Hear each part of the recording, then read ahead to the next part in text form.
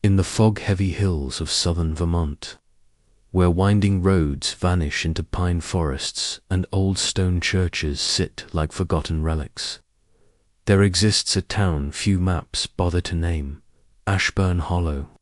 Most locals simply call it the Hollow. Even in 2023, you'd be hard-pressed to find cell phone service there, and the nearest gas station is nearly 20 miles away. It's the kind of place that makes you instinctively lower your voice, as if something ancient still listens from the trees. The Ashbourne order was first mentioned in a faded leather-bound diary found inside a burned-out barn in 1946. The journal belonged to a man named Elijah Poe, a retired Union Army medic who had vanished in 1893 without a trace. His last written words, scribbled in shaky ink, read, "The screams below the chapel still haunt my ears. God, forgive me, for I watched and did nothing." No one knew what that meant at the time. The barn was quickly torn down, the journal tossed into a museum archive, and the town moved on. But over the next 7 decades, whispers never stopped. Dogs went missing. Tourists reported guttural chants at night, and every so often, hikers discovered crude wooden symbols nailed into trees, always near the ruins of the old Ashbourne chapel. Locals knew better than to go poking around the chapel site. What was left of it after a fire in 1892 gutted the entire structure. Most believed it had been struck by lightning, but a few old-timers remembered the night it burned. One man, now in his 90s, swore he saw robed figures standing outside the flames, watching them with hands raised high, as if in worship. The chapel had been built in 1835 by a man named Reverend Thaddeus Ashbourne, a former physician turned preacher. Ashbourne arrived in Vermont under mysterious circumstances. Records suggest he was dismissed from a Boston hospital after a scandal involving unauthorized surgeries on dying patients. Yet in the Hollow, he was welcomed. His sermons were unlike anything the townspeople had heard. Fire and blood, sacrifice and rebirth. He spoke of purification through suffering, and of reaching a divine state known only as the White Awakening. At first, he gathered only a few followers: lonely widows, grieving parents, alcoholics desperate for change. He offered them salvation through discipline and endurance, weekly fasts, freezing baptisms in winter rivers, ritual isolation in the forest for days at a time.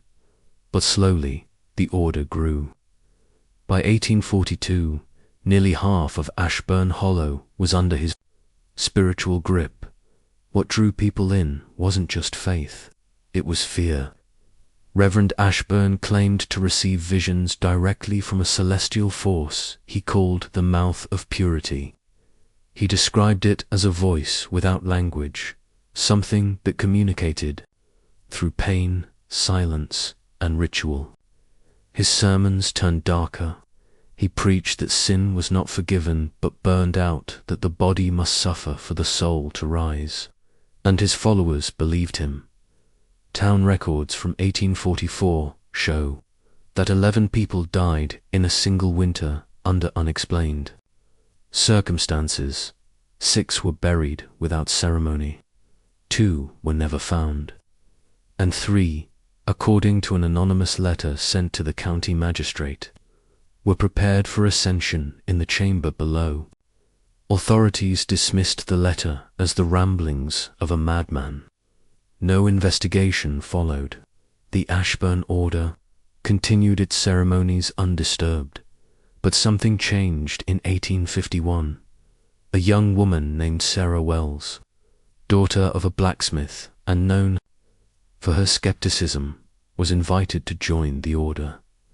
She disappeared 3 weeks later. Her family was told she had taken a vow of silence and seclusion, but her younger brother, 16-year-old Jonathan, didn't believe it. Late one night, he snuck into the chapel. He never made it back. The next morning, townspeople found Reverend Ashbourne standing in the pulpit, preaching as if nothing had happened. But behind him, nailed to the wooden cross on the altar, was a crudely stitched tapestry, one that hadn't been there before. It showed a figure with empty eyes, outstretched arms, and 7 blades piercing its flesh. No one spoke of it. Not out loud, but after that, families started to leave. Quietly, without farewells. By 1860, the Ashbourne order had dwindled. The chapel fell into disrepair, and in 1892 it burned. But the bones, God help us, the bones were not found until a century later, when a team of geology students accidentally uncovered a sealed tunnel beneath the ruins. Their shovels struck something hard. Rows of them, dozens, then hundreds. Each skeleton marked with the same symbol carved deep into their sternums. An open mouth with no tongue, and that was just the beginning. They sealed off the dig site within hours, but not before one of the students, Lisa Crandall, managed to snap over 50 photos and upload them to a Reddit thread titled, "What the hell did we find in Vermont?" The thread blew up overnight. Within days, the university issued a public statement claiming the bones were likely from an early colonial cemetery relocated without proper documentation. But the photos told another story. They showed skeletons, bound at the wrists and ankles with rusted iron rings, not wooden coffins. Most were arranged in perfect lines, facing a stone wall engraved with the same open-mouthed symbol. Several skulls had been carefully split, cleanly, front to back. A few had holes bored into the temples, surgical holes, and one had what looked like a glass eye embedded in the socket, though time had turned it black and cloudy. After her post, Lisa stopped responding online. Her roommate said she dropped out, packed everything, and left without a word. All that was found in her dorm was a piece of canvas wrapped around a note. I heard it too. In the tunnels, a voice that wasn't mine. I can't unhear it. That voice, that's what kept showing up in journals, in old testimonies, in archived letters never meant to be read. It was always the same story. The mouth of purity spoke in silence, in dreams, in pain. One letter from 1873, written by a woman named Abigail Eames, described how her husband, after joining the order, began waking up at 3:33 a.m. every night, clutching his chest and whispering, "It's feeding." Within weeks, he disappeared. She found only his boots outside the chapel door. Stuffed inside was a small wooden carving of a jawbone snapped in two. More disturbing still were the children's records in 1867. A census taker noted that although the town's population had seemingly remained stable, nearly a dozen registered children under the age of 10 could not be accounted for. Parents claimed they had gone to the inner sanctuary or joined the voices beyond the veil. None of those children were ever found. Their names were later discovered on a rolled parchment in a rusted box beneath what had once been the chapel's altar. But the real breakthrough came in 22 for an independent documentary. Filmmaker named Daniel Kessler began tracing cult activity across New England. When he stumbled on the Ashbourne order, he thought it would be a quick segment. But the more he dug, the darker it became. County court records, land deeds, missing persons reports, hospital logs listing unexplainable surgeries from a now-defunct Ashbourne Healing Center. Daniel tracked down the only living relative of Reverend Ashbourne, a 93-year-old woman named Eliza Maudlin, residing in a care facility under an assumed name. In a voice barely above a whisper, she told him everything.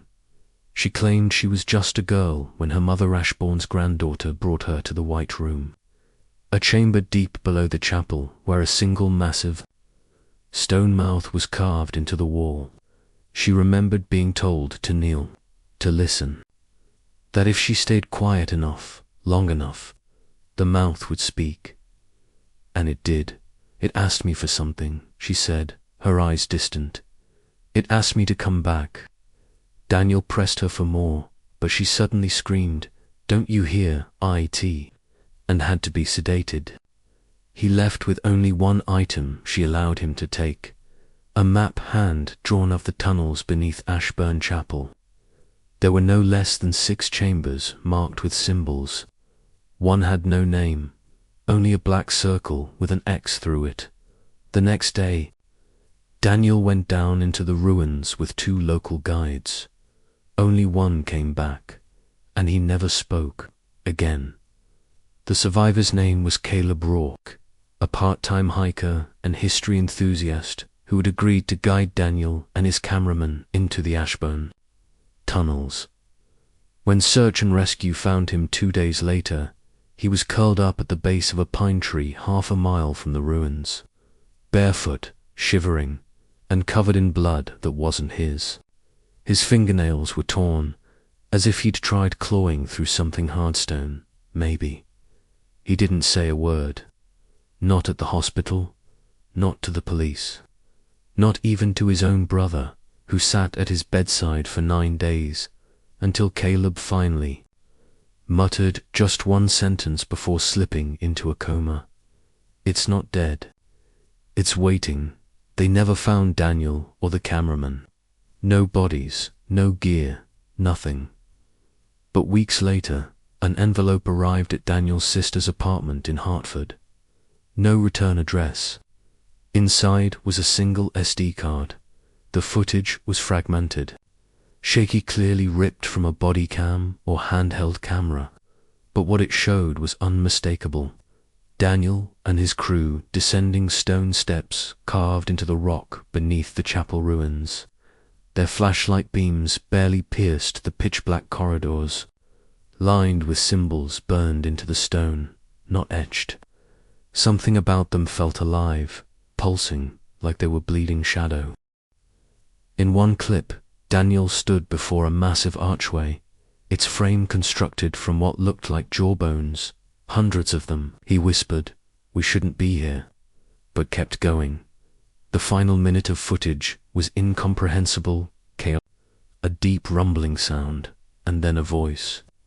It was layered, like 100 whispers at once, male and female, old and young, all repeating a phrase that sent ice into the spine of anyone who heard it. The flesh forgets, but the soul remembers. The pain, then static. The Ashbourne Order, it seemed, hadn't just practiced ritual suffering. They had built a theology around pain as a currency, an offering, a gateway. They believed that pain, sustained long enough and delivered in sacred space, could feed something not metaphorically, but literally, and whatever that something was. It was still beneath Ashbourne Hollow in the months following the incident. 3 separate expeditions to the ruins were quietly cancelled. 2 university teams backed out without explanation. One group, from a private paranormal research organization, disappeared entirely. The only trace left was a notebook found near their abandoned vehicle, filled with sketches of screaming faces, hollow eyes, and dozens of repetitions of a single phrase: "It wants the willing."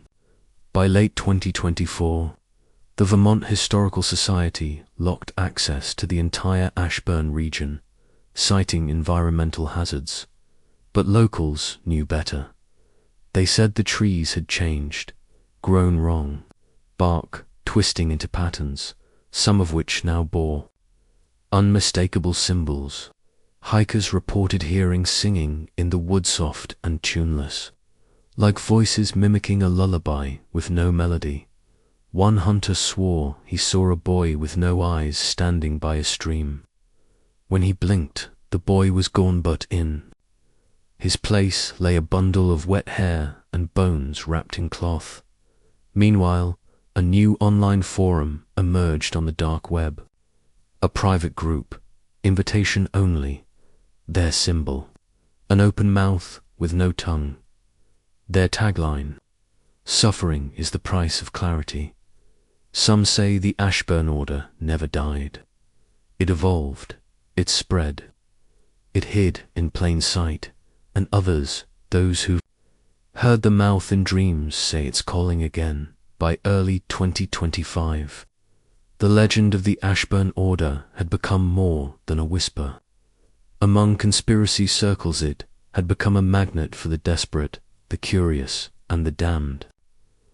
People who had nothing left to lose started showing up near the sealed-off forest boundary. A disgraced doctor from Michigan, a former cult deprogrammer from Oregon, and most troubling of all, a former theology professor from Yale who had vanished. After publishing a controversial paper titled Pain as Pathway, Religious Martyrdom and Physical Transcendence, their online aliases began appearing in posts tied to the order's modern revival, encrypted blogs, dead-drop message boards, password-locked audio files. In one such recording, leaked and verified by independent cyber forensic analyst Raspy Voice Speaks, for over 7 minutes about preparation rites, vessel selection, and invocation hymns. The last 3 minutes are nothing but low, guttural breathing, followed by what sounds like bones snapping briefly, one by one. That recording was traced to a laptop recovered in Ashbourne, hollow after a fire consumed an abandoned ranger station just 2 miles from the chapel site. When firefighters arrived, they found something more disturbing than fire damage: a circle of melted candles surrounding what appeared to be a makeshift altar fashioned from animal bones and human teeth, and carved into the charred wooden floor. Etched so deep it cut through the floorboards into the earth were 5 words: "The mouth is almost full." Journalist L. Roswell was the first to publish a full-length expose connecting the modern sightings with historical documents dating back nearly 2 centuries. Her work, titled Voices from the Hollow, was part investigative reporting, part survival confession. She included photos, some blurred, some eerily clear, of the underground remains she'd found when she went against local warnings and ventured into one of the lesser-known mine shafts connected to the tunnel network. She never released part 2. A month after publishing, Elle was found in her apartment with her jaw broken in 5 places, her tongue severed, and her hands posed in prayer. Written across her living room wall in her own blood was a phrase that had by now become synonymous with the Ashbourne legacy: "Only through the agony of the flesh can we hear the truth of the soul." That same week, federal investigators reopened the original 1946 files tied to Elijah, Pother Union medic, who vanished after confessing his silence about screams beneath the chapel. Inside his old military trunk, preserved by some miracle of climate and luck, was a photograph no one could explain. It showed Reverend Thaddeus Ashbourne face clear, standing in the chapel's pulpit, and behind him, in the blurry background, 3 children in white robes, and a 4th figure in black. Its face was veiled, but its proportions were impossibly tall, skeletal, and its hand rested on one child's shoulder in a gesture of possession. The back of the photograph simply read, "The first feeding, 1842. For all their denials, local government officials couldn't ignore what was coming. The Department of Homeland Security classified the Ashbourne region as a Level 3 containment zone, citing an unstable geological fault. But people in town noticed the change: military-grade drones overhead, surveillance vans parked near the edge of the tree line, equipment going in, nothing coming out, and still the sounds never stopped at night. People swore they could hear it deep in the hollow, a groaning, rhythmic, like breathing through rotted lungs. Others heard weeping. The oldest residents said it was never the screams you should fear, it was the silence that came after. It was late April when the hollow truly changed. The fog no longer lifted with the morning sun, it clung low, dense and oily, crawling between trees like it had weight. Locals reported animals disappearing, not just pets, but wildlife. Entire flocks of birds gone. Coyotes found flayed and laid out in geometric patterns, eyes replaced by polished stones. One farmer swore his cattle began walking in perfect circles every day at dusk, until they collapsed and died. But it wasn't just nature that reacted. People, though still living near the edges of Ashbourne Hollow, began experiencing what they called the calling. It started as dreams, whispered languages that didn't sound human, hallways that pulsed like lungs. Then came the bleeding out, the ears, the nose, the fingertips. Always at 3:33 a.m., emergency rooms were overwhelmed. Paramedics reported patients claiming they saw their own shadows separating from them in mirrors, or heard the voices of loved ones begging them to go below into the dark. The federal presence grew, but what they were doing inside the forest wasn't publicized. Only the flickering lights could be seen at night, white, red, then black. People stopped asking questions after the sheriff's deputy, who tried to sneak footage out, was found hanging from a tree on the town line. His tongue had been nailed to a plank of wood with one word carved beneath it: listen. Then came the tapes. No one knew who released them, but 23 cassette tapes numbered in red wax were mailed anonymously to 5 universities and 2 religious archives. Each tape contained a segment of what's now referred to as the Ashbourne sermons. The voice on the recordings was calm, deliberate, not quite human in its cadence. Tape 1, the soul must be unraveled like twine, each strand peeled, flayed, spoken to, and then rebuilt. Tape 4, children do not scream when they are chosen. They sing. They always sing. Tape 11, only the sound of breathing for 5 minutes, followed by wet, slow chewing. Tape 19, the mouth is no god. It is older than gods, older than need. It is hunger made aware, and we are the tongue. By tape 23, something shifted. The voice was frantic, broken, panicked breathing and scraping sounds. Then only one final whisper: it's waking up. And it did, on May 3rd. Seismic sensors placed around the hollow registered a 4.2 tremor with no clear epicenter, no natural explanation. Yet no damage appeared except to the people. 8 residents were hospitalized after suffering simultaneous brain hemorrhages. One man tore out his own eyes and painted a spiral across his chest with the blood. He kept repeating, "The White Room is open." That same night, someone hacked into the town's emergency alert system. Every phone in a 30-mile radius lit up with the same message: come to the mouth, be chosen, become clean. Those who lived through it described the air changing, becoming thick and electric, like breathing in static. Windows rattled, lights flickered, and from the ruins of the chapel came a sound like 1,000 voices breathing in unison. Then silence, complete, devouring silence. And in that silence, everyone felt it. Something old had returned.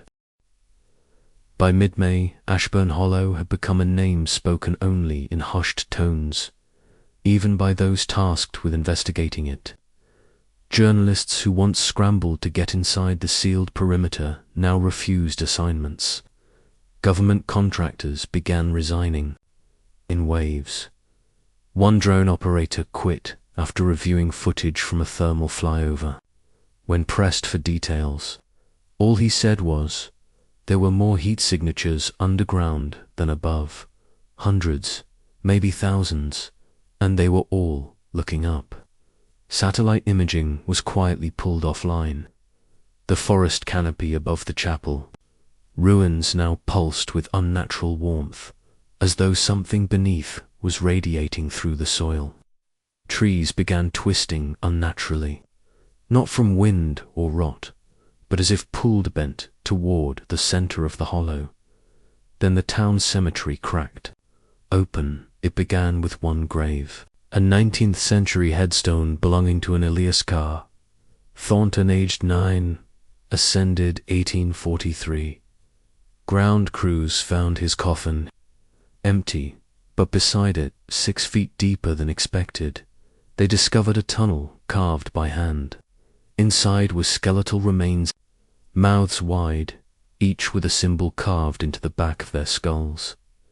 Within 48 hours, 11 more graves caved in, all linked to former members of the Ashbourne order, each connected by tunnels, each with remains unnaturally preserved, as if time itself had slowed for them. Word spread fast. Ashbourne was no longer just a haunting curiosity, was now a phenomenon no science could explain. The Vatican quietly dispatched a special theological envoy. They did not return. Their final transmission, an audio clip of static, a faint whisper, and a child's voice saying, "He is chewing now." The US government declared a complete blackout zone within a 20-mile radius. They stopped using terms like cult or site contamination. Instead, internal memos began referencing host phenomena and cognitive viral exposure. They feared not just physical danger, but mimetic infection. That exposure to the knowledge of the mouth itself could corrupt the human mind. And maybe they were right in Philadelphia. A linguist analyzing the sermons from the tapes began writing compulsively in a new alphabet, one matching carvings found in the tunnel walls. He claimed it was a language older than humanity, a language meant not for communication, but for calling, summoning. He wrote until his hands broke. Then he started biting into his wrists to keep going. His last note read, "It's not a cult. It's a hunger, and it's found its tongue." Back in Ashbourne, strange sightings multiplied. Shapes moving between the trees. Lights that didn't behave like anything man-made. A figure standing just outside the forest line, 7 feet tall, limbs elongated, head tilted. It didn't move, it only stared. And when approached, it simply vanished, leaving behind a pile of teeth. Teeth that were still warm. Local radio began picking up a repeating signal on a dead AM station. The offering begins June 6th. Pain is the door. Will you step through? No one claimed responsibility, but survivors knew exactly what it meant. The date of the White Awakening was approaching, and the mouth was almost ready. June 6th arrived under a swollen, copper sky. No birdsong, no wind, just a dense, unnatural stillness that made the trees seem afraid to move. The air buzzed faintly, like the hum before a power surge. People in towns as far as 30 miles away complained of migraines, vertigo, and a deep pressure behind their eyes, as though the land itself was breathing through their skulls. At exactly 3:33 a.m., all communication lines in the containment zone failed. Every satellite signal, every radio tower, every drone gone. Whatever was happening in Ashbourne Hollow, no one outside would see it, but those inside, they were never seen again. Military personnel stationed at the perimeter described the sky darkening, unnaturally blotting out the stars with something they swore wasn't cloud. Then a deep vibration shook the earth, not an earthquake, something lower, hungrier, like the ground itself was growling. Then came the sound, the voice, thousands of people, civilians, agents. Contractors heard it at once, not with their ears, but inside their bodies, as though it had bypassed language and gone straight into their bones. Some began laughing, others wept. A few fell to their knees, clawing at their skin, whispering the same phrase over and over, "It's tasting me." Reports from fringe observers at the edge of the blackout zone describe something vast rising from beneath the earth. Not a creature, not a structure, something in between. Described as shaped like a cathedral carved from living flesh. It moved with the slowness of certainty enchanting, deliberate and invincible. From within it came chanting, dozens of voices, then hundreds, singing in that same forgotten tongue, repeating one line with ecstatic agony. "We are the choir. We are the meat. We are the mouth." Then silence again, and when dawn broke, the hollow was gone, not just empty gone, where there had once been trees and ruins and bodies and tunnels. Now stretched a crater, smooth, glass-like, sterile, as if the land had been cauterized, but not by fire, by hunger. Search teams found nothing, no remains, no evidence. The chapel, the orders, writings, the bones all gone. The only clue was a single item found at the center of the crater, a jawbone, human, etched with symbols, and clenched in its teeth was a scrap of cloth written in ash and dried blood. It read, "He is finished tasting. Now he will speak." Within weeks, other signs emerged.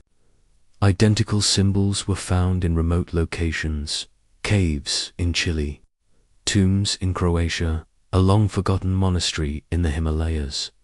Always the same spiral, always the open mouth.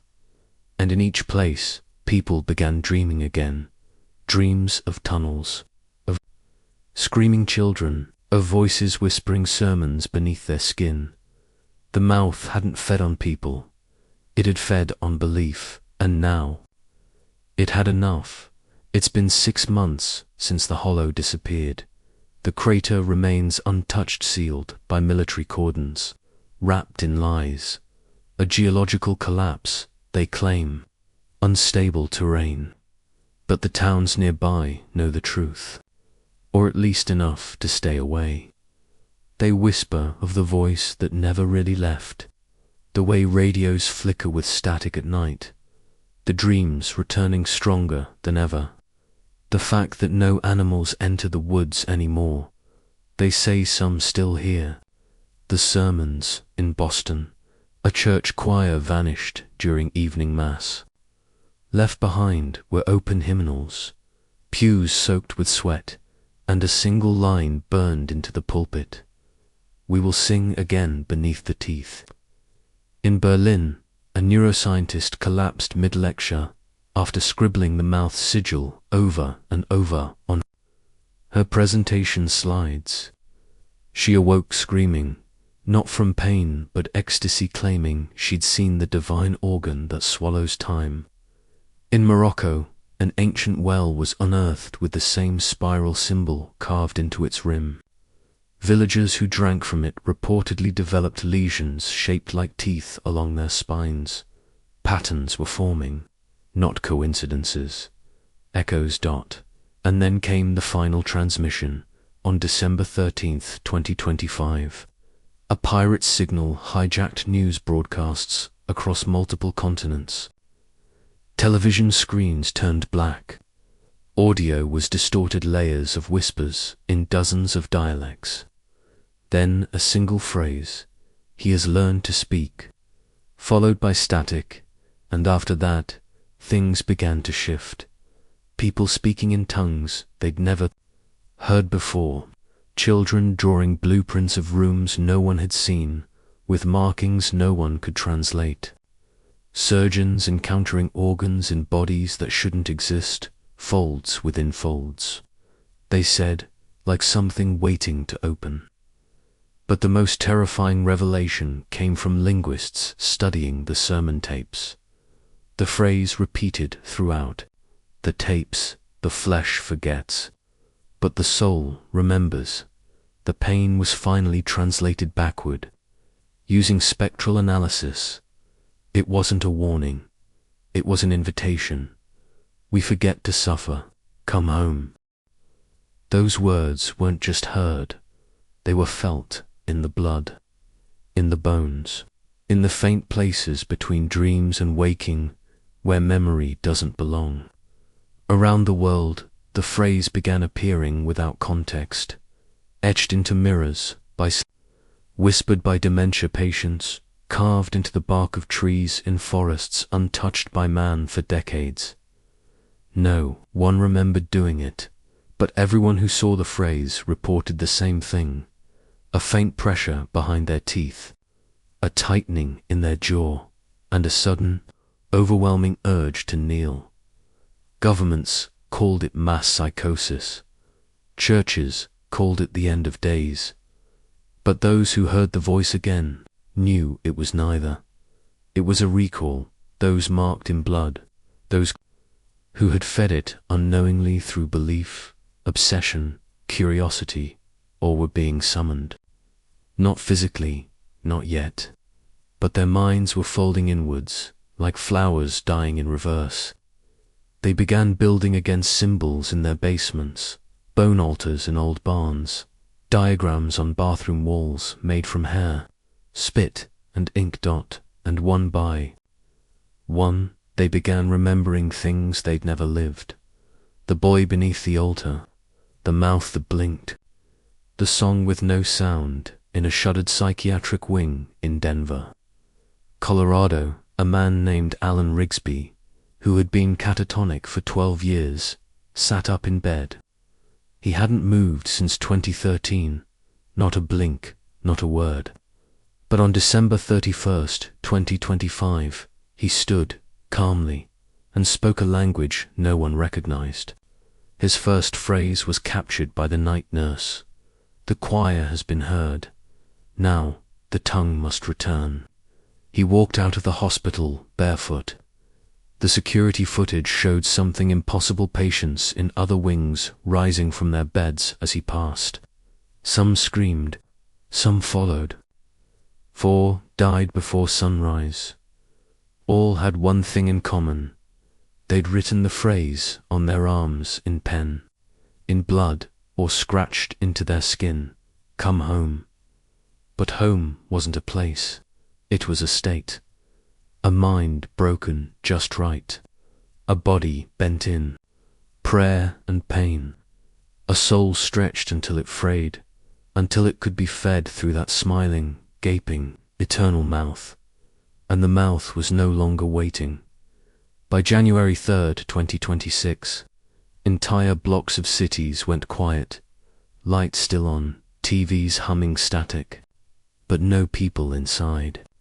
Investigators in Chicago found 27 apartments where the only sign of life was the same thing: a circle drawn in black mold on the floor, a single human tooth placed at the center, and the walls scratched with that phrase, over and over: we forget to suffer, come home. They weren't suicides, they weren't abductions, they were departures, across forums and darknet message boards. Those who once followed the order, either knowingly or by proximity, began communicating again. Codes returned, hymns leaked in distorted audio files, and a new ritual spread through whispers: the silence of 7 nights, 7 voices, no words. The last scream is the gateway. No one knows where the ritual originated, but those who completed it began to change. A woman in Serbia spoke backwards, fluently describing a place with walls made of lungs. A man in Seoul had visions of a cathedral that pulsed, breathed, and consumed itself. In Sao Paulo, children drew pictures of faceless bodies kneeling before a mouth made of eyes. One child, only 6 years old, handed his teacher a drawing with 4 stick figures and a caption that read, "This is me when I go inside." In the background of the drawing, that same spiral, the final sign came from beneath the earth in Russia. Miners drilling in Siberia broke through a cavern that wasn't on any geological map.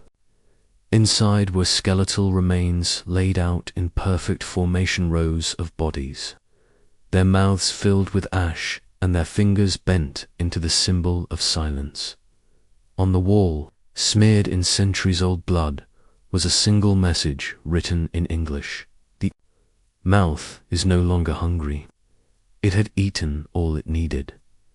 Belief, memory, suffering now. It was speaking, and the world was beginning to listen.